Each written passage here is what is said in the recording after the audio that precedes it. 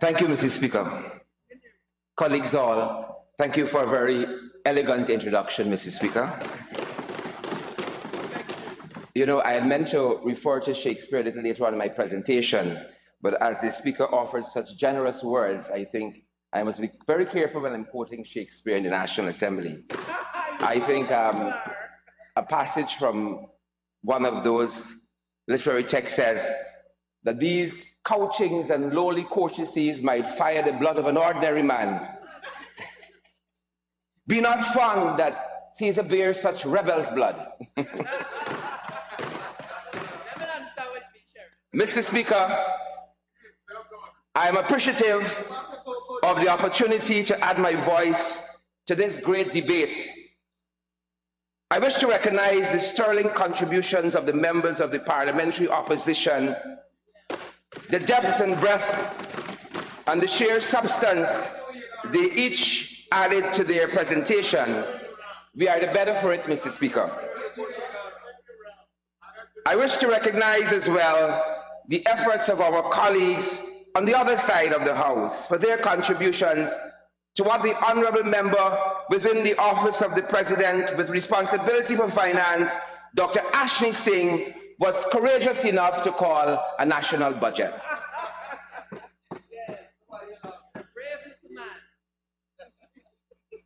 Mr. Speaker, I look across this arena of the National Assembly at the 33 MPs on the government side, and I feel, I confess, a little bit underwhelmed. It is only symptomatic of getting accustomed to looking out into the void and having thousands of persons looking back at me. Yet, all our colleagues on the other side of this House are honourable men. Knowing the honourable member Charles Ramson's love of Shakespeare, again, I must choose my allusion to Shakespeare, honourable men, with care.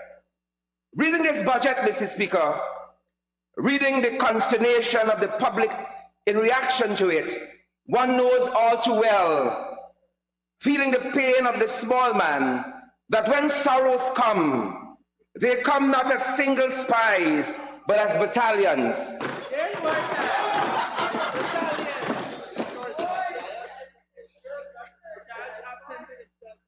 Yep.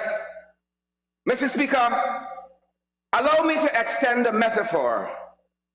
There's a passage in Shakespeare's great literary text, Julius Caesar, that reminds me of this great scene before us. For there he was, noble Mark Antony, given leave by Brutus to eulogize the murdered Caesar. I rehearse Antony's words.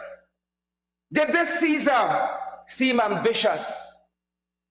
When that the poor did cry, Caesar wept. Ambition should be made of sterner stuff. Yet Brutus says he was ambitious. And Brutus was an honorable man. You all did see on that leprechaun, I thrice presented him with a kingly crown, which he did thrice refuse. Was this ambition? Yet Brutus says he was ambitious. And sure, he, Brutus, was an honorable man. I speak not to disprove what Brutus spoke, but here I am to speak what I know. You all did love him once, not without cause. What cause which holds you to mourn for him? O judgment, thou art fled to brutish beasts, and men have lost their reason. When one reads Budget 2022, O judgment, thou art fled to brutish beasts, and men have lost their reason. I came here to the National Assembly to speak what I know, Mr. Speaker. Mr. Speaker, Bishop Juan Edgil is an honorable man, and an honorable member who will no doubt regale us with thunderous sermonizing that this is the biggest budget ever, the biggest for his sector part, pinned at 96 76 rather, $0.7 billion for roads and bridges. Based on the track record of the two previous budgets and the dreams deferred, there is little hope this will be done.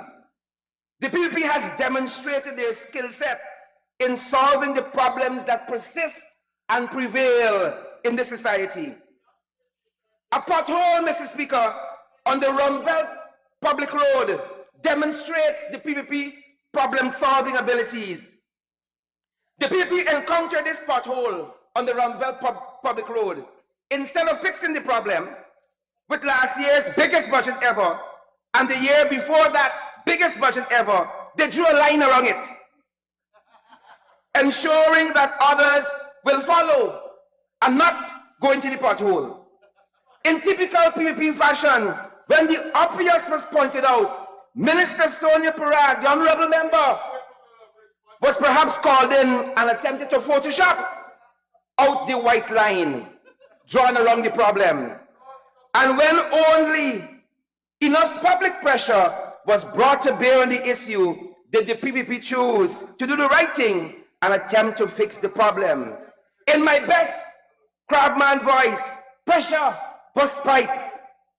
Hence, Mr. Speaker, the PPP three-stage solution of problem solving. You draw a line around the problem, you Photoshop the problem, and only when public pressure is applied, you fix the problem. And yet, Mr. Speaker, these are all honorable men. Mr. Speaker, Budget 2022, the biggest budget ever, is the PPP at stage one.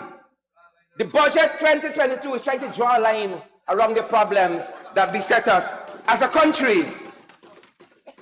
Mr. Speaker, the minister within the office of the president with responsibility for finance, Dr. Ashley Singh, is perhaps the only person I know on the other side of the house who has not rehearsed this refrain with regularity. The biggest budget ever. We are certain that his accounting of things he has argued, size like height, doesn't matter, Mr. Speaker. I could hear Minister, the Honorable Onich Waldron, hurrying in to chime in, Mr. Speaker. Yes, yes, Comrade Ashley, a little Dutch axe can sabotage a whole ministry. But, Mr. Speaker, our colleagues are all honorable men. All honorable men. Mr. Speaker, the 2020 budget is the biggest ever. Carried the theme, our plan for prosperity, protecting the people. This is 2020 budget. A plan for prosperity, protecting the people in a COVID environment, strengthening democracy and the rule of law, incentivizing economic growth and job creation, and enhancing welfare. Mr. Speaker, in 2021, the budget theme, a path to recovery, economic dynamism, and resilience. And by the time we get to 2022, steadfast against all challenges, resolute in building our Guyana. Mr. Speaker, by 2022, the economic growth of the 2021 theme and the economic dynamism of the 2020 theme were all abandoned. But if I had to project, perhaps, Mr. Speaker, a non-oil growth of 6.1 and only achieve 4.6 after throwing two biggest budgets ever at that problem, I might abandon economic growth and economic dynamism as well. Mr. Speaker, Shakespeare reminds us, ambition should be made of sterner stuff. We cannot just abandon our budget's aim like that, Mr. Speaker. And Mr. Speaker, the honorable member with responsibility for finance within the office of the president is an honorable man. Mr. Speaker, in 2020, the lofty aim of protecting our people in a COVID-19 environment, that was the lofty aim. But we guess, Mr. Speaker, after 45,000 confirmed cases of COVID-19 and the current COVID surge, Mr. Speaker, 1,100 deaths plus, right? We will ease a little bit on protecting people in a COVID-19. So that has been abandoned as well as we get to 2022 in this budget. And how can we miss in that 2020 budget theme, creating jobs, Mr. Speaker, when according to the Guyana Bureau of Statistics, the youth unemployment rate for the third quarter of 2021 was a recorded 31.9%, Mr. Speaker. We understand why the minister within the office of the president with responsibility for finance, Dr. Ashley Singh, would at this point just be drinking water and minding your own business. Stabrook News editorial of December 4, 2021 perhaps captures the prevailing situation with the header for both budgets 2020 and 2021, failure to launch. But then we come to 2022. This brings us frontally to the 2022 budget and the PPP's supposed new direction for the economy, steadfast against all challenges, resolute in building one Guyana. Steadfast against all challenges could easily be the mantra of the masterminds behind the 3 freight of containers of arms and ammunition Guyana bound and intercepted in Senegal. We steadfast against those challenges of being intercepted. We can see them saying to that other ship spotted in the South China Sea flying the Guyanese flag and illegally dealing in crude oil with Iran, we're steadfast against all challenges. The private sector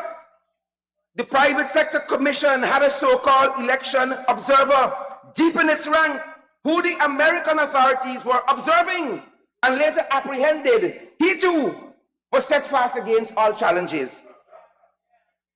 Mr. Speaker, Rahm Emanuel, the former mayor of Chicago, chief of staff of the Obama administration, he says you never let a crisis go to waste. And when one looks at the COVID governance of the PPP, it's a crisis that went to waste.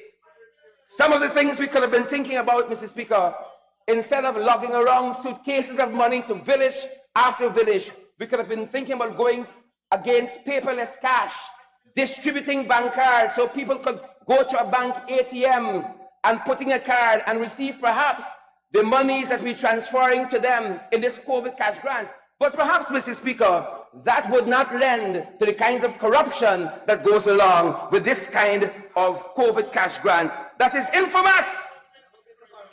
This crisis that COVID-19 has offered us could have had us planning, Mr. Speaker, planning to go to higher ground, sitting down with national planners, city planners, and planning for this nation. These are the experts of climate change, and we know what climate change is doing to higher sea levels.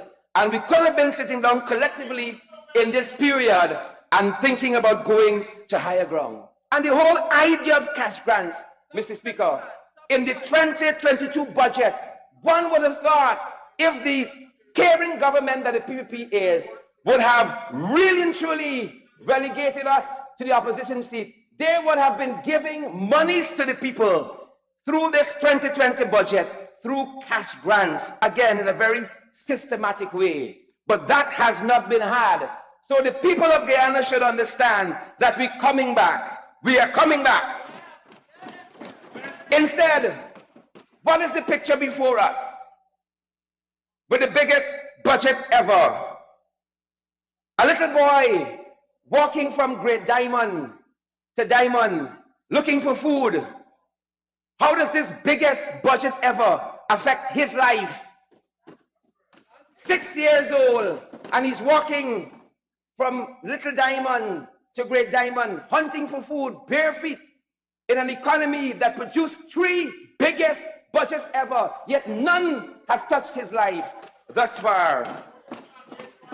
The Mabaruma father, craving for a healthcare system that functions, who had to lift his son on his shoulder and walk through the streets of Mamarula because the health system, 3 biggest budgets later, continue to fail him. Continue to fail him. Young Jesus Hernandez, Mr. Speaker, lost his life because a colleague of his hit him in his head with a steel rod in this country. Hit him in his head with a steel rod. He approaches the police, and the police says to him, "This is a private matter. We cannot deal with it. Young Jesus Hernandez has lost his life, 13 years old, 3 biggest budgets ever, has never touched him, has never touched his family. We cannot forget the other aspects of this budget theme. Resolute in building one Guyana. Mr. Speaker, it is no secret Guyana has struggled over the years with a national airline and a flag carrier. But Resolute is the national cocaine carrier since August 2020. If the headlines in the local newspapers are to be believed, the national cocaine carrier, Resolute, are there. How can we forget, Mr. Speaker? 2 planes were found in September 15, 2020, with cocaine on board them in Region 7 at Isano, Cayuni, Mazaruni. We cannot forget, Mr. Speaker, the Belgian police seized 11.5 tons of coke, 23,000 pounds of cocaine in a shipment from Guyana, November 5th, 2020. And yet in this government, they're all honorable men. We cannot forget a boat with dead people, with no engine, about 83 nautical miles off Guyana shore, drifting at 2.9 knots, moving in a westerly direction, February 15, 2020. The honorable member, Juan Ejil, still chasing that boat. And yet, the honorable member, Juan Ejil, is an honorable man. There was a foreign aircraft, Mr. Speaker, with over 1,000 pounds of cocaine that crash landed at Oriala, Region 6, East Berbice Quarantine, May 21st, 2021. That's the national flag carrier, Cocaine Airlines. A burnt-out place was found on the trail of the Seruni area in Kokwani, believed to be involved in illegal activities. June 15, 2020, Caribbean Airlines plane intercepted in Miami with cocaine weighing approximately 3 kilograms. That flight started in Guyana. 2 foreign men, a Colombian and a Venezuelan, they were nabbed from a small plane that made an emergency landing at Madia, also carrying cocaine, November 4th, 2021. And then law enforcement in the Netherlands, intercepted a shipment of rum and coke. Jafar Ali will have a different meaning for the honorable member of this rum and coke, but it wasn't the same rum and coke that went to the Netherlands. 1,100 pounds of coke in rum. As I have mentioned, Mr. Speaker, the Guyana flag ship carrying 3 containers of arms and ammunition worth $5 million was intercepted in Dakar, January 20, 2020. A Guyana flagship again spotted in the South China Sea dealing with illegal crude oil from Iran. These guys, Mr. Speaker, seem very, very resolute. The only product, Mr. Speaker, the only sector, the only industry in this country soaring under the PPP is cocaine. And yet the noble Brutus, Mr. Speaker, according to the noble Brutus, all our colleagues here are honorable men. Mr. Speaker, even when you look at the big projects that are presented in Budget 2022, one wonders, if they're so good, why aren't they subjected to the same due diligence? Perhaps bringing in international investors as against having our own oil money funding those projects. If they're so good, why not submit them to the due diligence, to the gamut of due diligence? For instance, like an environmental impact assessment. It seems the reverse, that all projects do not need environmental impact assessments unless deemed otherwise. The New Harbor Bridge, they said, no EIA is needed. The oil exploration in the Kanji block, no EIA is needed. The oil to gas treatment facility at Corbeden, no EIA needed. The proposed Marriott branded hotel at Gutfawaktin, no EIA needed. the 12 well exploration campaign of the offshore Kaito block, rather, Mr. Speaker. No EIA needed. Superior Concrete, Mr. Speaker, company, no EIA needed. The government folks in the Tiger Rentals, Guyana, Waste Treatment Facility at Houston, no EIA needed. If all these projects are so good for Guyanese, why can't they be submitted to the same rigorous due diligence procedures, Mr. Speaker? If they're so good, it is the Canadian High Commission, the High Commissioner, Mr. Speaker, Mr. Mark Berman, who stressed the importance of these environmental impact assessments to this nation. He said, failure to undertake this type of due diligence could result in costly and harmful effects down the road. The importance, he went on, of understanding this legal framework which governs the environmental impact assessments cannot be overstated, and it is important that we continue to engage in improving our processes in keeping with the Environmental Protection Act. More so in the light of Guyana's new and developing petroleum sector, which brought with it the concerns about new and potential significant impacts on the environment. The EIAs should be done, but again, Mr. Speaker, the EIAs seem to be the contrary thing. You know, Mr. Speaker, there's a Turkish proverb that suggests when a clown moves into a palace, he doesn't become a king. The place just simply becomes a circus. Guyana has become that circus since August 2nd, 2020. It was under the David Granger-led administration and coalition that Guyana achieved its best ratings on the Transparency International Index. And yet these are all honorable men before us, Mr. Speaker. We were removed from the European Union and the Commonwealth blacklist for money laundering and countering the financing of terrorism, Mr. Speaker. And yet all these men before us are honorable men. We achieved our Tier 1 status, Mr. Speaker, for our fight against trafficking in persons, Mr. Speaker, under the David Granger-led administration. And it was under that administration the DA was allowed to return here after decades of efforts.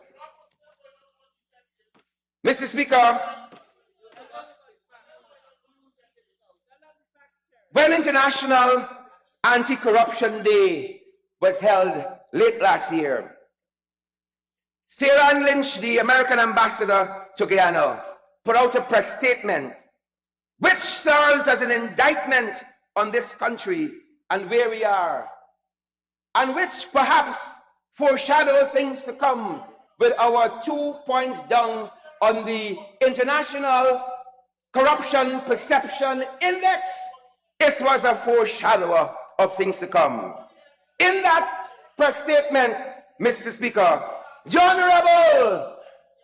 Honorable Ambassador Sherod Lynch said to this government, the Biden administration is holding a virtual summit for democracy at which President Ali has confirmed his attendance. The United States is asking participating governments to announce meaningful commitments and initiatives to engage with civil society and the private and philanthropic sectors, since they play a critical role in supporting democracy, fighting corruption, and protecting human rights. The Honorable Minister went on to suggest she looked far back as 23 years before 2015. She couldn't find any measures put out there to fight corruption.